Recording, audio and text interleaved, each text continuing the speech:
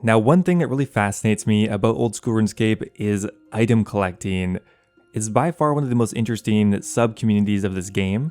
In RuneScape, there are thousands of kind of useless items, but one thing can be said for sure, that someone, somewhere, is collecting those items. A bronze med helm is objectively useless, you might as well get an iron one, but then there's someone, of course, who has over 1 million of them. Now today I'm going to be showing off some of the most impressive collections that I have found or were submitted to me this year. The amount of time that has gone into some of these is astronomical, and I'm really excited to show you. Hope you guys enjoy the video as always, and let's get started. So we're going to start off here with a crazy one. Now, there are a ton of different types of collections out there. Some players will collect a terrifying amount of a single item. Some players will try to collect a large diversity of items, and some people will collect unsellable items. Those are items that are not tradable on the Grand Exchange. You have to trade them player to player. Now those are often items like burnt food, and that's why you'll often see players at the Grand Exchange buying burnt food. That's pretty much only for collecting. Now that said, another fairly popular item is crushed gems, and one player here has probably the largest stack of crushed gems in existence, and that would be a player called 10 Mil Crushed. And well, the name is pretty accurate because they have managed to accumulate a green stack of crushed gems. It's really hard to put into words how much time it would take someone to get this many crushed gems, because honestly, they're not that easy to come by. Crushed gems are only obtained by failing to cut an opal, jade, or red topaz. Now at lower crafting levels, you do have a fairly good chance of failing, about 50%, but that scales up to nearly 100% once you get closer to 99, which means there's somewhat of a limited time frame where you can effectively create crushed gems for. After a certain point, you're just really not going to fail very often. Now recently, this player finally managed to hit probably the only green cash stack of crushed gems in the entire game, and they spent 2.5 bill on it, which is insane. That is an average cost of around 250 per crushed gem. This player has been working on it for years now, and it's truly an amazing accomplishment.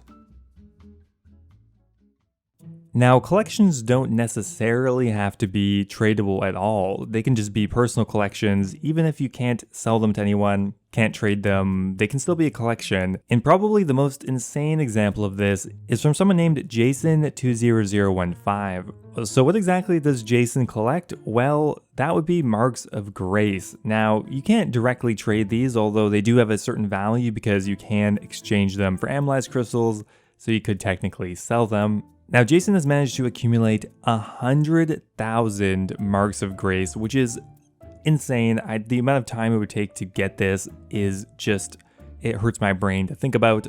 Just to put this in perspective, this player, I believe, has over 30 giant squirrel pets, which has to be one of the highest in the entire game as well. So why did this player collect 100,000 marks of grace? Well, that is a good question, but I gotta say it is a badass looking stack. It's worth apparently nearly $1 bill just from analyzed crystals, which is mind-boggling when you think about that. How many hours did this take to obtain? Well, probably 4,000 to 5,000 hours of just doing the Ardoin rooftop course. And it looks like they've also done 31,600 laps, which is kind of a lot. If anyone's curious, that also works out to about 220k per hour. And while maybe not the best moneymaker, regardless, this has to be one of the largest time commitments for a collection I've ever seen, so it definitely deserves recognition. 100,000 marks of grace is absolutely ridiculous.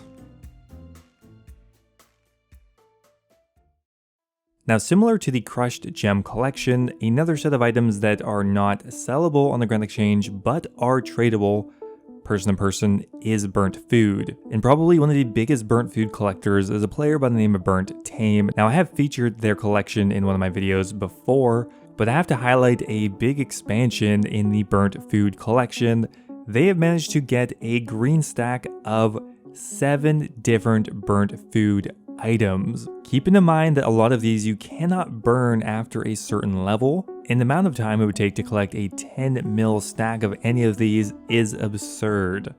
So Burnt Tame has 10 million burnt fish or burnt trout, 10 million burnt swordfish, 10 million burnt tuna, 10 mil burnt monkfish, 10 mil lobsters, 10 mil karambwans, and 10 mil sharks. A green stack of burnt fish is incredibly rare, and Burnt Tame now has 7 of them, which is insane.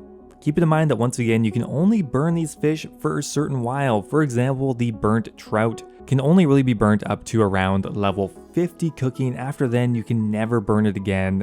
So any given account may only produce like a couple thousand burnt food items before they can never burn them again. So that is really what makes this collection so impressive. There's literally no way you could get this many without a huge community effort and years of collecting. So just such an impressive collection. So next up here, we have a really interesting collection. One that gives me a little bit of anxiety just thinking about, but this player has managed to collect a fighter torso for every day of the year. But what about leap years? So 365 torsos. That is most definitely the most amount of torsos I have seen on a single account. Honestly, I've never seen more than a few. Such a crazy collection considering that it takes a long time to get a single torso. Even at high efficiency, this collection would have taken hundreds of hours to collect. So definitely a very unique collection I never thought anyone would go for, but obviously, like I said at the beginning, if there is an item in this game, somebody is collecting it. Now, by far the most high-profile old school RuneScape player, and by a significant margin, the most high-profile OSRS item collector is gotta be Charlie, the catalyst for the great Monkey Nut explosion of 2017, which of course everyone knows about. Moist Critical is definitely a legendary collector, and by far the item he is most famous for is the Monkey Nut. He's literally responsible for a money-making method being added to the goddamn wiki. Monkey Nuts have almost no utility except apparently as a backup currency for all of RuneScape, but besides that, there's pretty much no reason to have these. But Charlie has finally achieved a green stack of Monkey Nuts, and I think it's safe to say that nobody else has this. The stack of Monkey Nuts alone is worth pretty much max cash, assuming that most people bought them for around 200 each. Who's to say if that's true? They may have paid more than that. There's only one place to get Monkey Nuts in the entire game, and that is the Abatoll shop. And thanks to the demand caused by Charlie, and assuming that you collect nuts at a rate of 6,000 per hour, which of course is the meta rate, a complete noob can make about $1 million an hour collecting Monkey Nuts, which is really such a gift.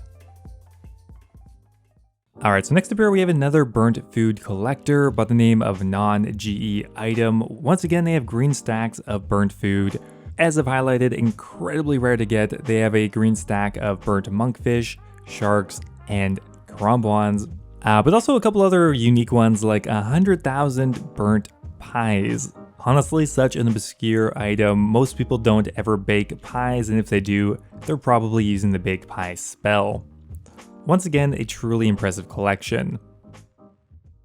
Now, another item I didn't really think anyone would collect is Stardust, but well, a player has done that, someone by the name of Pelmean13. Through what I have to imagine is months of trials and tribulations, they have collected 1 million Stardust.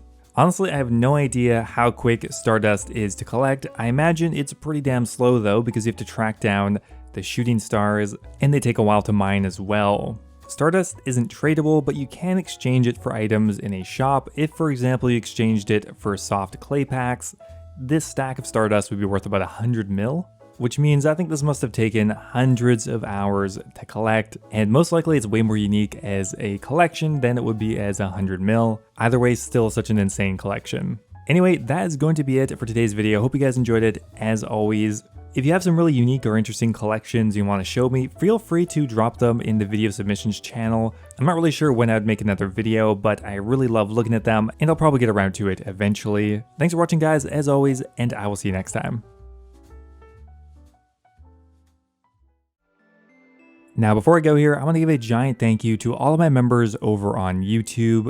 Thank you so much to Alejandra, Sejuani's Flail, Ocelot, and Kush Patel for all being subscribed at the Dragon tier. Thank you so much as always, guys. Also a giant thank you to Sir Rojas, Ryan Shady, Mexos, Base Titch, NDM001, and Yo-Yo Sub 89 for all being subscribed at the Runite tier.